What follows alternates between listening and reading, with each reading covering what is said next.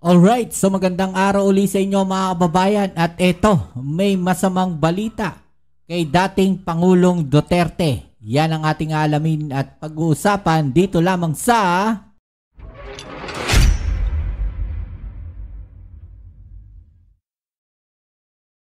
Alright, sa tayo nagbabalik muli mga kababayan at ngayon pag-usapan natin, no? Ito pong masamang balita na nangyari ngayon dito kay dating Pangulong Duterte. Okay? So, pero bago po yan, mga kababayan, no, tignan muna natin no, yung mga naging reaksyon ng mga kababayan natin no, na Duterte supporters sa nangyaring desisyon ng ICC sa interim release ni dating Pangulong Duterte, mga kababayan. At sinasabing dismayado nga po no, eto mga kababayan natin. Alright? So, eto rin yung naging isa sa pahayag ni Robin Padilla, mga kababayan. No? Dismayado nga po talaga etong mga supporters ng dating Pangulong Duterte no, sa nangyari po na yan. Right? So, tara. Eto, pag-usapan natin yan. Let's go. Naman ang Duterte supporters nang marinig ang desisyon ng ICC Appeals Chamber. Ang pamilya Duterte tanggap daw ang desisyon. Aniya sa frontline sa balita si Bill Montalvo ng News 5 Mindanao. Tahimik ang mga taga-suporta ni dating Pangulong Rodrigo Duterte matapos marinig ang desisyon ng ICC Appeals Chamber na nagbabasura sa apilang pansamantalang kalayaan ni dating Pangulong Rodrigo Duterte. Ang tanong dito mga kababayan, una, naintindihan kaya ng ibang mga kababayan natin no? Yung mga sinabi diyan po sa ICC hearing na yan. Kasi ako honestly medyo nahirapan din ako sundan no yung sinasabi ng judge ng ICC, mga babayan. Pero pinanood ko yan. No, ilang beses ko pinanood. Doon talagang nalaman ko kung ano-ano o naintindihan ko kung ano-ano yung mga naging violation na itong dating Pangulong Duterte, kung bakit hindi napagbigyan itong interim release po niya. Okay, so unang-una, no, isa sa mga naanuhan ko doon, naintindihan ko doon mga kababayan, ay dahil nga yung meron pong threat, no, may possible threat pa rin po itong dating Pangulong Duterte na kapag nakalaya po siya, posible no, na manganib po itong mga biktima, pamilya ng biktima. Kasi yun yung sinasabi doon. Dahil meron pa rin po siya mga connection. No, yun po yung sinasabi na isa doon po sa naging grounds para hindi po o para ibasura yung interim release na request ng abogado ni dating Pangulong Duterte. Kasi nga, pag nakalaya po yan, mga babayan, posibleng iuwi po yan no, dito sa Pilipinas. Diba? Pwedeng ganun yung gawin nila no? At gamitin nila yung kanilang mga connection o habang siya po ay nasa ibang lugar, let's say na lang, makakagalaw na sila ng maayos. No? Yun yung isa siguro sa nakikita po ng ICC. Okay, so tara, tuloy natin to. Nagpe-prayer vigil sila sa PDP headquarters kanina. Lahat ay tulala at halos maiyak sa kinahantungan ng desisyon. Gusto po namin makalaya kasi matanda na po siya. Hindi na po siya nakikita dito. Tatay Duterte, umuwi na po kayo. Parang hawa nyo na sa amin. Bumalik na po kayo. Kasi para maayos na po ang Pilipinas. Napakasakit po sir. At tanong ko lang kay ate, hindi ba maayos ang Pilipinas ngayon? alam ko po na malungkot po ang lahat sir. Kaya lang, ang masasabi ko lang po sir, huwag po tayo susuko sir, na ituloy po yung laban. Tanggap na ng PDP ang desisyon at patuloy daw na susuportahan si Duterte. Ang partido po ang PDP laban, patuloy po ang kanilang magiging activities. Kung meron pong maitutulong ang partido pagdating naman po no, sa request ng family, kung makakatulong po ito sa kaso ng aming chairman, kasalukuyang chairman, gagawin din naman po ito ng partido. Ang pamilya Duterte tanggap na rin daw ang desisyon ng may kapayapaan. Patuloy daw na makikipagtulungan ang pamilya sa defense team at susuportahan ang dating Pangulo at kanilang padre di pamilya sa pamamagitan ng araw-araw na pakikipag-usap. Nagpasalamat ang Duterte family sa dasal ng supporters. Ang mga Dabawenyo hindi na rin naitago ang lungkot. Inaasahan daw kasi nila na makakalaya ang kanilang dating alkalde. I felt so sad and disappointed because I really thought that makakauwi na po here sa Davao si Tatay Digong, and kasi matagal na rin po namin hoping sana makalabas na siya. So, be strong, Tatay Digong, be strong, and I pray for you. Love ka na, mga taga Davao, nakasama kasing-kasing ka na. Ang apo ni ex-PRRD na si 2nd District Representative Omar Duterte, hindi raw maintindihan kung bakit ibinasura ang depensa. Nasa The Hague siya para suportahan ang lolo. Hindi ko yung maintindihan na bakit nag-reject lahat ng grounds. Si PRD po is 8 years old. It's a sad day for me. Pero hindi kasi yung edad ang pinag-uusapan yung grounds, mga babayan, no, na yun nga, may mga threats, may mga connection pa rin, no, at may possible threats, mga babayan. No, yun yung iniiwasan, no, ng ICC na baka takutin, no, ito po mga biktima, yung pamilya ng mga biktima, mga babayan. Yun yung iniiwasan, no, ng ICC. Diba? So, hindi ko rin maintindihan bakit hindi nila maintindihan yung sinasabi ng ICC. so later, kailangan ko mag-smile konti kasi mamaya magkita kami, dalaw kami mamaya. So, hindi pwede ganito na mo sa loob. Si dating presidential spokesperson Harry Roque nasasaktan daw bilang abogado na nabaliwala ng ICC Appeals Chamber ang humanitarian plea. Hindi dapat gano'n. Sometimes it's about law, but it's also about justice and about the call of humanity. Sa rin to Si Senador Robin magulo kasi kayo, Harry Roque. Magulo kayo dyan. Padilla, hindi rin maiwasang madismaya. Nung nagbabasa na yung judge, sabi na niya yung mga merits, sabi ko sa aking lawyer, wala na to. Malungkot na to. Malungkot, siyempre, depressed. Posibleng bumalik daw ng Netherlands si Padilla pagkatapos ng sesyon. Sa huling usap naman nila ni VP Sara, bibiyahe raw ng dahig ang bise. Nagbabalita mula sa frontline, Bril Montal. Okay, so yan mga babayan, no? At ito pa, tignan natin itong mga supporters talaga ng dating Pangulong Duterte at nag-iiyakan po sila, no? Doon sa labas ng The Hague, mga babayan, no? Ng ICC headquarters.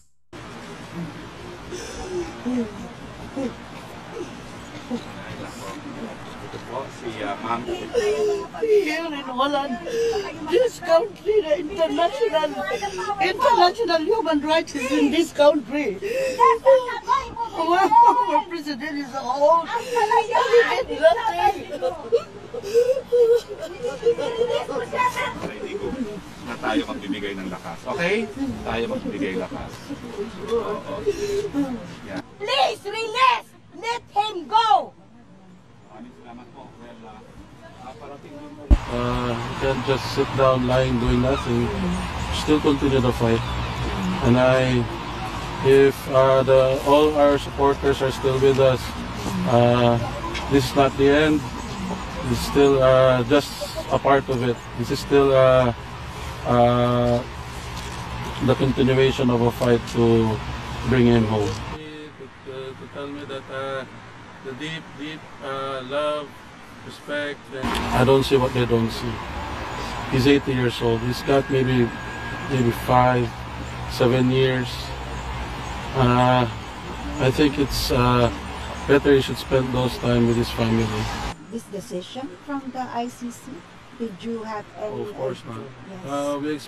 I hope that the ICC court leads into this their humanitarian side, sees that the person is no longer a threat or a flight risk or anything. That's all.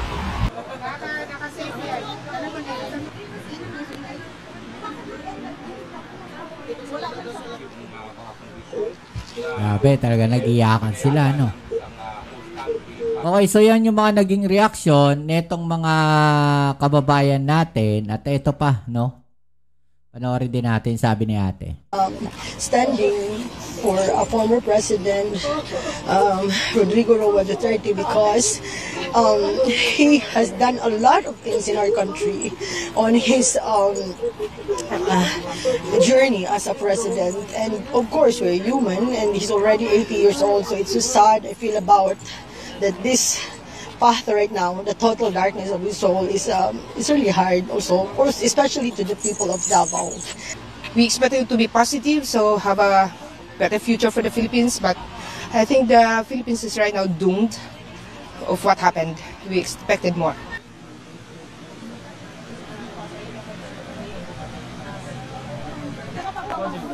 Okay. Okay, so mga babayan, no? At eto, yung masamang balita dito kaya dating Pangulong Duterte. Kasi mukhang hindi na nga po talaga siya makakalaya, mga babayan, no? Kasi yung po kanyang interim release, ang isa sa mga nagiging pag-asa niya na makalabas ng ICC, final na daw po yun. Okay, so eto, tara, let's go. Eto na po mga kapatid, gaya nga po ng napag-usapan namin kanina, 3 argumento ng kampo ni dating Pangulong Rodrigo Duterte ang tinanggihan ng International Criminal Court Appeals Chamber. So para po mapag-usapan natin yan, makakasama po natin ngayong gabi si ICC Assistant to Counsel Attorney Cristina Conti. Attorney, magandang gabi po sa inyo. Hapon pala dyan, nandyan po ba kayo sa The Hague? Ay, nasa Pilipinas kasi ako. Good evening. Regarding ko ng watch party ng Yes! Ayun. Teka mo, unahin na natin tanong yun. Sige, go ahead. Kamusta, Attorney Conti, yung inyong mga sinamahan sa viewing kanina? If I understand right, ito yung mga, yung mga biktima. Ang dami nila. Kaya nagulat nga kami na, kahit gabi, go pa rin. Itong feeling nila nung panimula ay, akala ko hindi nila naiintindihan. Na parang, okay ba? Kasi biglaan no? Yung live stream natin, bigla na lang nagsasalita na yung judge. Walang pasakali, walang hi, hello. Pero mukhang nakahabol naman. At sabi nila, naiintindihan namin, attorney. Kaya lang, kumbaga, yung inaabangan nila, yung dulo. Kumbaga, nagbabasa ng libro, pero dahil yung puso mo parang nasa lalamunan mo na, sila ay ano pa yung ending. Pero nung narinig nila, dahil methodical yung ICC, kanina pinag-usapan nyo nga, first ground, second ground, methodical sila. First ground, rejected, palakpakan. May umiyak na. Second ground, rejected, palakpakan ulit. Nung pangatlo, ayun na, hagulhulan na. At lalo na yung isa, kabe-birthday nung anak na namatay. Kaya grabe yung emosyon, may halo-halo maiiyak ka, matutuwa ka, yung iba naiihi, yung iba nagugutom, lahat dun bubuhos dun sa sinabing rejected unanimously grounds of appeal ni Duterte. Pero attorney, para lang po mas maintindihan namin yung legalidad, yung legal aspect nito, ito po bang naging desisyon ng ICC, final na to, hindi na pwedeng iapela? I would say yes. This is their Supreme Court. Although kaya hindi ko masabi ng parang buo-buo. May nagpauso kasi ng mga motion for reconsideration. But it's not in the rules. Okay. So, for us, this is it. This is the decision on the interim release as applied for in June. Kumbaga, ito yung circumstansya na in-apply niya noong June. Tapos, nirenew niya ito noong, I think, August, September. Ang lalabas dyan, technically, he could file again based on changed circumstances. So pwede mag-review. Oo, pwede pa silang humiling muli ng interim release. Pero, kumbaga, kung changes sa circumstances, ibig sabihin dapat iba na yung grounds? Ganun po ba yun? It will be the same grounds, in a sense, legal grounds, but it will be different facts.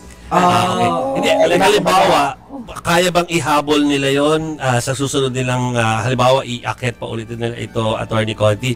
Pwede ba nila ihabol na, hindi na kami powerful masyado? Pwede ba mga ganun? Or wala na kami influensya? Oo, correct. Pag nag-resign si Sara Duterte at lahat ng mga Duterte in power, then maybe sabihin na, wala na kaming kapangyarihan.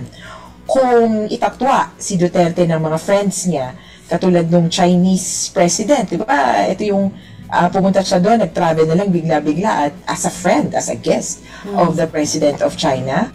Di ba? Yung pagganong pagtatatwa, maybe it could have an effect saying na hindi na active yung networks niya. So, ibig lang, But the facts as it is, parang may hirapan sila na tanggalin isa-isa kasi diba 3 points or 3 yung grounds kasi ng appeal iba pero yung sa first ground binaybay yung 3 criteria to be granted interim release.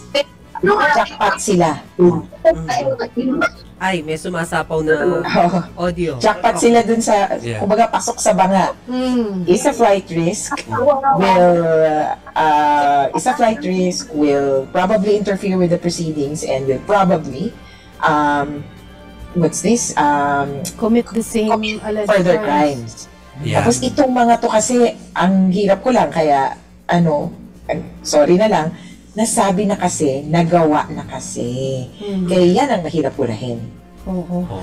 Attorney, so sa puntong ito, ang yung kasi yung mga babayan no. Ang dami nilang sinasabi. No, nung kampo ng mga Duterte. Mga supporters ng mga Duterte, 'di ba? Ang dami nilang sinasabi, sobrang ingay nila. 'Di ba? At hindi nila alam na siguro inoobserbahan din sila o pinag-aaralan sila ng ICC o iniimbestigahan ng ICC yung kanilang mga sinasabi at mga ginagawa. No, so siguro isa 'yon. No? Sa nakikita, gaya ng sinabi ni kahit sabi nating pabiro na itatakas, no? Ito nga si Digong diyan sa ICC, 'di ba? So siguro pinag-aralan din 'yan ng ICC. Gagawin nyo pala yan, O, sige, eto.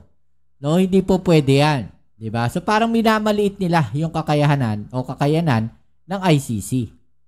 Hintay natin yung resulta na lang ba ng fitness to stand trial and then ng confirmation of charges or anything else in between na hinihintay o aasahan pa po natin?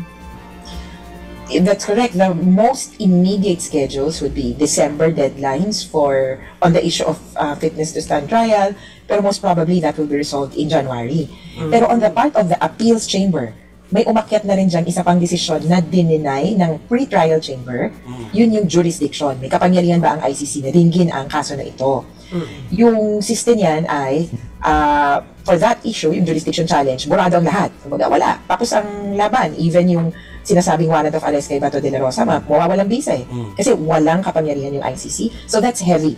But again, it has already been decided by the pre-trial chamber na may kapangyarihan. Kaya appeal na lang yon, huling habol. Ang medyo, kumbaga, bukas pa for determination, yung fitness to stand trial. At yun yung may deadlines ng December. Yeah.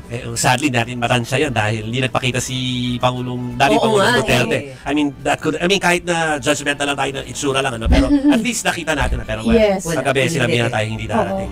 Yes, pero I was ready na makita siya na ang huling, nag-share pa sila kung anong itsura sa loob, na payat, pero glowing, sabi nung dating asawa. At may balbas at bigote na puti. So inisip ko, naku, may Santa Claus ba? Tayo makikita.